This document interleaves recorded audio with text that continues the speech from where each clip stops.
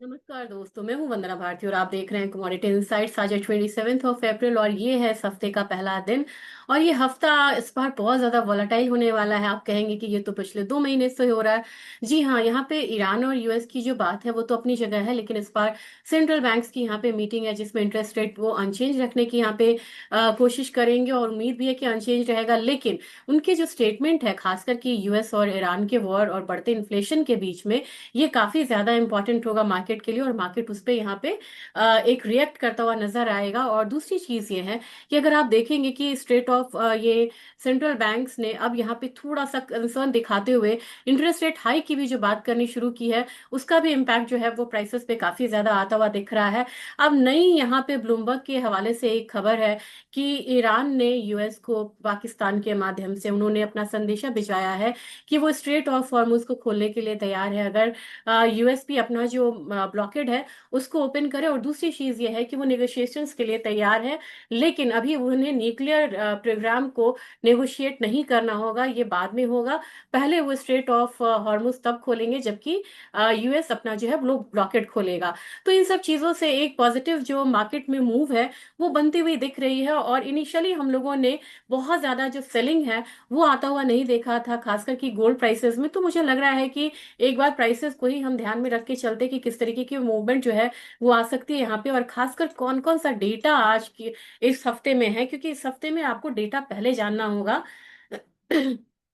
27 अप्रैल कोई खास चीज नहीं है और यहाँ पे प्रेसिडेंट की स्पीच है। दूसरी चीज है कि 28 अप्रैल को बैंक ऑफ जापान का इंटरेस्ट रेट डिसीजन है, अनचेंज यहाँ पे रहना है। कंज्यूमर कॉन्फिडेंस है 89.4, ये कम होता हुआ डेटा है। जबकि अगर आप मान लें कि यूएस का ड्यूरेबल गुड्स डेटा आ रहा है, ये भी यहाँ पे थोड़ा पॉजिटिव आ रहा है। बैंक ऑफ कनाडा का इंटरेस्ट रेट डिसीजन है, ये भी अनचेंज रहने की यहाँ पे उम्मीद है। जबकि क्रूड ऑयल की इन्वेंट्री शेड्यूल है और वेंसडे को ही आपको आना है फेडरल रिजर्व का भी, यानी कि यूएस के फेड का इंटरेस्ट रेट डिसीजन, यहाँ पे भी अनचेंज रहने की उम्मीद है। और अगर आप देखेंगे तो 30 अप्रैल तक काफी ज्यादा इंपॉर्टेंट डेटा है। और जो मतलब कि फ्राइडे है जो May 1 है, तो काफी सारे देशों में आप यहाँ पे देखेंगे कि हॉलीडे है। तो जो भी आपको बहुत ज्यादा जो इंटेंसिटी है, वॉलेटिलिटी है, वो आपको पहले 4 दिन में दिखने वाली है। तो चलिए अब बात करते हैं यहाँ पे कि किस तरीके की मूवमेंट यहाँ पे आनी चाहिए मार्केट में। आप देख सकते हैं कि डॉलर इंडेक्स में एक फॉल आया है, क्योंकि इस तरीके से जब इंपॉर्टेंट न्यूज आती है, खासकर कि ब्लूमबर्ग ने दिया है कि वो नेगोशिएशंस के लिए तैयार है, तो यहाँ पे थोड़ा सा उम्मीद और खुलती है कि बात जो है वो होती रहेगी और बिहाइंड द कर्टेन यहाँ पे बात होती रहती है, बात बंद नहीं होती है। तो मुझे लग रहा है कि अपना ये जो 50 डेज का मूविंग एवरेज है 47-42 डॉलर तक, वहां तक गोल्ड एक बार ही जा सकता है ऊपर की तरफ। जबकि अपना रेजिस्टेंस जो है वो 46-80 डॉलर का ही है। आज के दिन मुझे लग रहा है कि फाइनली मुझे लग रहा है कि थोड़ा सा अपसाइड बायस जो है वो गोल्ड में आ सकता है। हमारे यहाँ मार्केट में अगर देखा जाए तो करेंसी बिल्कुल रेंज में है, मार्केट बिल्कुल दायरे में है ये। और जैसे ही ये दायरा मुझे टूटता हुआ नजर आएगा, मैं एक बारी आपसे जरूर अपडेट दूंगी एनी टाइम। और अपना बाजार जो है 1,54,000 का एक रेजिस्टेंस जो है वो देख रहा है। मुझे लग रहा है कि शाम तक यहाँ पे हल्का सा एक जो बाइंग है वो यहाँ पे आनी चाहिए। और अगर सिल्वर की बात की जाए तो सिल्वर में आप देख रहे हैं कि यहाँ से सिल्वर संभलती हुई नजर आ रही है। एक यहाँ पे जो फॉल आया था उस फॉल के बाद हम लोगों ने इसे संभलते हुए देखा। देखेंगे डबल टॉप यहाँ पे डबल बॉटम बन रहा है, यहाँ से अपसाइड आता भी है तो कोई बहुत बड़ा अपसाइड ना आके आपको यहाँ पे मान के चलना होगा कि ये अपसाइड लिमिटेड होना चाहिए 78-78.5 डॉलर तक ही, यानी कि सिर्फ 2-2.5 डॉलर तक का एक अपसाइड जो है वो मुझे नजर आ रहा है सिल्वर में। जबकि आप अपने बाजार की बात करेंगे, आज अपने बाजार में फॉल नहीं है। और इस यहाँ पे मुझे लग रहा है कि प्राइसेस धीरे धीरे थोड़ा सा, अगर इसको आप आवरली में देखेंगे तो चीजें थोड़ी सी क्लियर नजर आएंगी। भले ही यहाँ पे थोड़ा सा गिरावट हो, लेकिन मुझे लग रहा है कि 2,42,600 के करीब यहाँ पे आता है तो बनाना चाहिए। और आपको बहुत बड़ा यहाँ पे टारगेट ना रख के 2,45,000 का ही टारगेट यहाँ पे रख के चलना होगा। 2,45,000, 2,46,000 का, यानी कि बहुत बड़ा टारगेट का आज दिन नहीं है। जबकि अगर आप क्रूड की बात करेंगे, आवरली पे आपको साफ नजर आ रहा है कि क्रूड ऑयल एक बार फिर से जो ऊपर है वो बढ़ता हुआ 97-97.2 तक आ सकता है एक बारी। और यही कारण है कि गोल्ड सिल्वर संभल संभल के बढ़ रहे हैं। हमारे मार्केट में 9200 वाला एक जोन रहेगा, वो आता हुआ दिख सकता है आपको क्रूड ऑयल में। और आज के दिन अगर आप कहेंगे मेरे से कि क्या यहाँ पे रेंज रह सकता है, मुझे लग रहा है कि क्रूड में क्लियरली एक बाइंग का दिन है।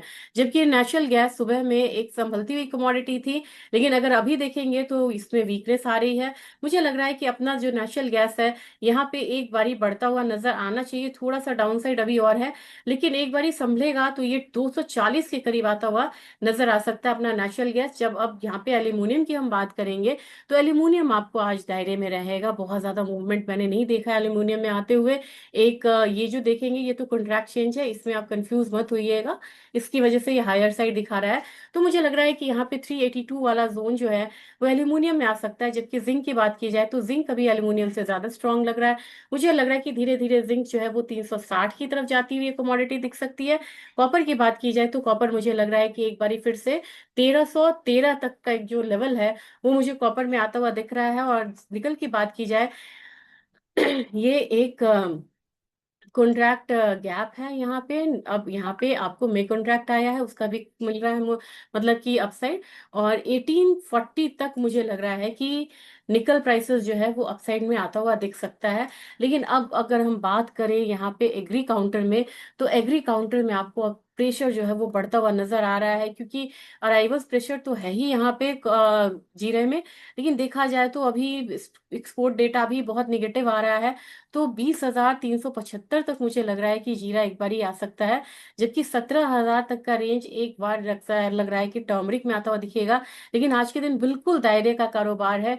जबकि आपको धनिया में मुझे लग रहा है कि प्राइसेस जो है वो रिकवर होता हुआ दिखेगा, 13,500 तक आ सकता है। कार्डमम स्ट्रॉन्ग कमोडिटी है, 3,000 तक फिर से जाती हुई दिखाई देगी। और ग्वारगम की बात की जाए तो ग्वारगम अभी थोड़ा सा यहाँ पे स्टेबल होता हुआ दिखेगा लोअर साइड में।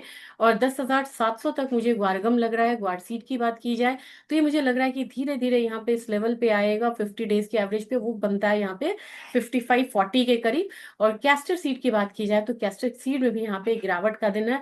एक बारी मुझे लग रहा है कि 6435 के करीब यहाँ पे कैस्टर सीड जो है वो आता हुआ दिखेगा। तो ओवरऑल अगर देखा जाए ना, तो आज जो है एग्री काउंटर में नरमी का दिन है। ओवरऑल अगर देखा जाए तो काउंटर अगर एनर्जी का ले तो एनर्जी में क्रूड में बाइंग है। नेचुरल गैस में आपको एक सेलिंग का ही प्रेशर फिलहाल लग रहा है, लेकिन नेचुरल गैस से मुझे लग रहा है नीचे के साइड से संभलना चाहिए। गोल्ड और सिल्वर में हल्की बढ़त है, जबकि बेस मेटल काउंटर आपको स्ट्रांग होता हुआ दिख रहा है। डेटा पे ध्यान रखेंगे और मैं कोशिश करूंगी कि क्रूड पे एक आपको अलग से स्पेशल मतलब वीडियो बना के दूं, ताकि आपको अभी की स्थिति क्या है वो पता चल सके। Thank you.